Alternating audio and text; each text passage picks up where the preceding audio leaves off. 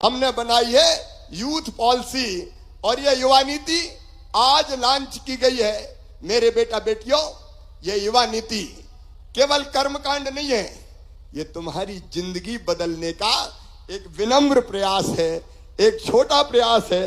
इस युवा नीति में जो हमने लॉन्च की है, मेरे बेटा बेटियों, हमने इस नीति के उद्देश्य बताए, उनको मैं फिर एक्सप्लेन भी करूंगा, सब ध्यान से सुनना क्योंकि तुम्हारे काम की चीज है।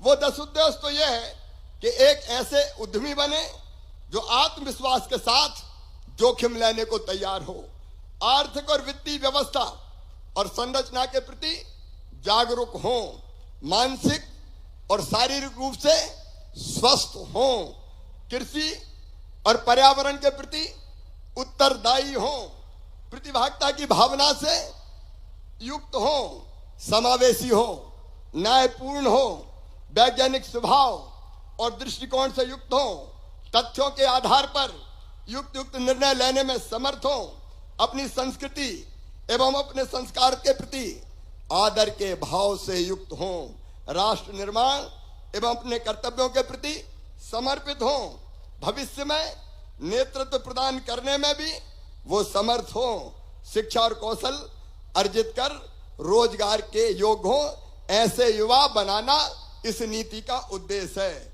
और इसके कार्य क्षेत्र है, नंबर 1 शिक्षा और कौशल, नंबर 2 रोजगार और उद्यमता, नंबर 3 स्वास्थ्य, नंबर 4 युवा नेतृत्व और सामाजिक कार्य, नंबर 5 खेल और फिटनेस, नंबर 6 कला संस्कृति, नंबर 7 पर्यावरण सुरक्षा और नंबर 8 समावेशन और समता।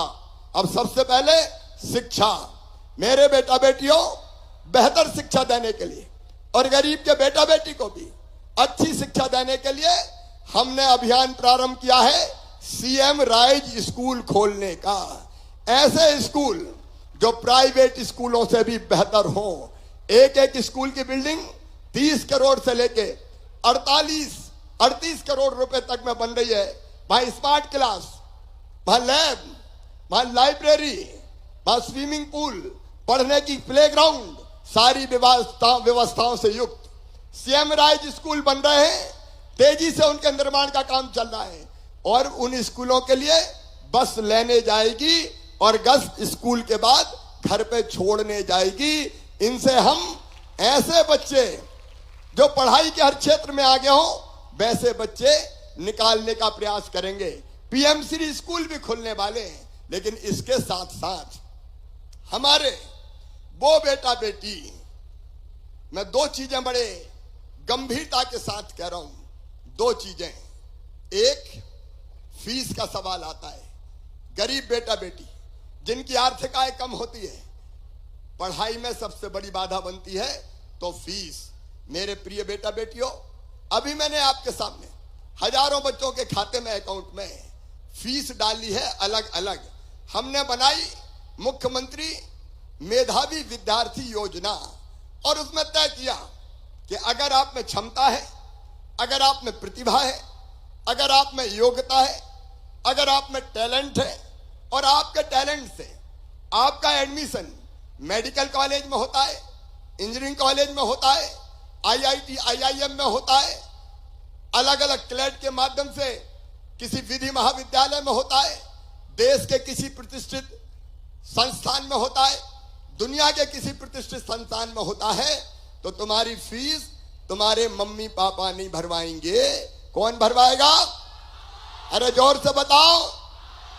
अभी तक मुख्यमंत्री मेधावी विद्यार्थी योजना की फीस भरने की आय की सीमा थी 6 लाख रुपया, लेकिन आज मैं उसको बढ़ा के कर रहा हूं 8 लाख रुपया, जिनकी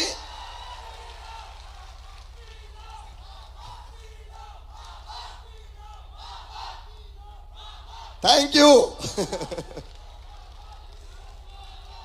देखिए, कोई बेटा बेटी इसके कारण मन में सोच कर रह जाए कि काश मेरे पास पैसे होते, मैं किसी बच्चे को निराश नहीं होने दूंगा। और आपको अपील करता हूं, मैं प्रदेश के बाकी बच्चों को भी अपील करता हूं, मुख्यमंत्री मेधावी विद्यार्थी योजना में और उसको ठीक करने के लिए आपके कोई सुझाव हो तो मामा के पास भेज देना, हम उसके हिसाब से भी परिवर्तन जरूरी होंगे तो कर देंगे। बस तुम पढ़ते रहना। बोलो मेहनत से पढ़ोगे? पीछे तक बताओ मेहनत से पढ़ोगे तो मैं तुम्हारी जिंदगी में कोई बाधा नहीं रहने दूंगा, तुम्हारी जिंदगी में कोई कांटा नहीं रहने दूंगा। एक बात और, हमारे सरकारी स्कूलों के बच्चे प्राइवेट स्कूलों के मुकाबले कम सुविधाएं होती है।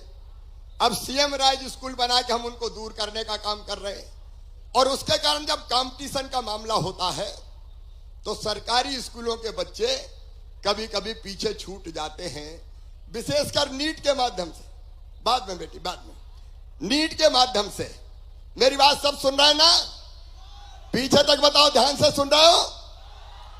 अब नीट के माध्यम से मेडिकल कॉलेज में भर्ती होती है। कई बार सरकारी स्कूलों के बच्चे पीछे रह जाते हैं। सरकारी स्कूलों के कौन कौन है? हाथ उठाओ जरा, बड़ी संख्या है। अब देखो, एक काम हम कर रहे हैं, हम एक परिवर्तन कर रहे हैं। अब नीट के जो रिजल्ट आएंगे उसके आधार पर 2 मेरिट लिस्ट बनेंगी। एक मेरिट लिस्ट सामान्य बनेगी, उसके आधार पर मेडिकल कॉलेज में एडमिशन होगा।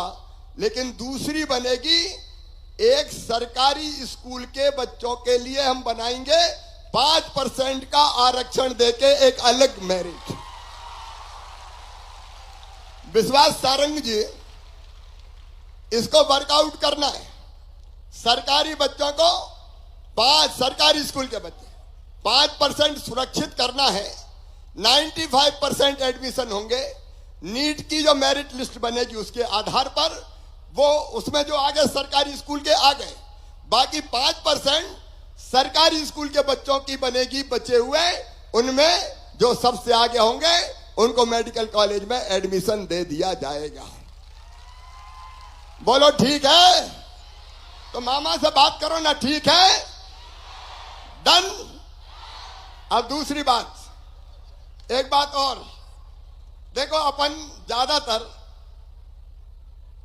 घर में हिंदी बोलते हैं। हिंदी कौन कौन बोलते हैं? हाथ उठाओ। सभी बोलते हैं, लेकिन अंग्रेजी अपन पे लाद दी, अंग्रेजी लाद दी। अब अंग्रेजी अंग्रेजों की भाषा है। जिनके खिलाफ लड़े हमारे क्रांतिकारी, उनको तो भगा दिया, अंग्रेज भग गए, लेकिन कांग्रेस ने अंग्रेजी लाद दी। का मेडिकल की पढ़ाई, इंजीनियरिंग की पढ़ाई सब अंग्रेजी में होगी। अब मुझे ईमानदारी से बताना, ज्ञान होते हुए भी, प्रतिभा होते हुए भी अंग्रेजी के कारण परेशानी महसूस करते हो कि नहीं? देखिए, ये बच्चों की आवाज है। अंग्रेजी इनके विकास में बाधा बन गई। मैं भाषा के रूप में अंग्रेजी सीखने का विरोधी नहीं हूं। अंग्रेजी सीखे, कोई दिक्कत नहीं है, लेकिन अंग्रेजी की बाध्यता हो कि अंग्रेजी में ही पढ़ो, ये अब नहीं होने देंगे। इसलिए मध्य प्रदेश में, बोलो ठीक है? और इसलिए मध्य प्रदेश में मेडिकल की पढ़ाई, इंजीनियरिंग की पढ़ाई अब हिंदी भाषा में भी की जाएगी, सारी पढ़ाइयां। और विश्वास सारंग जी, आने वाले समय में हिंदी की सीटें भी मेडिकल कॉलेज में रिजर्व कर दो, उनका भी रिजर्वेशन कर देंगे कि इसमें केवल हिंदी के ही बच्चे पढ़ेंगे। बोलो ठीक है? तो बोलो भारत माता की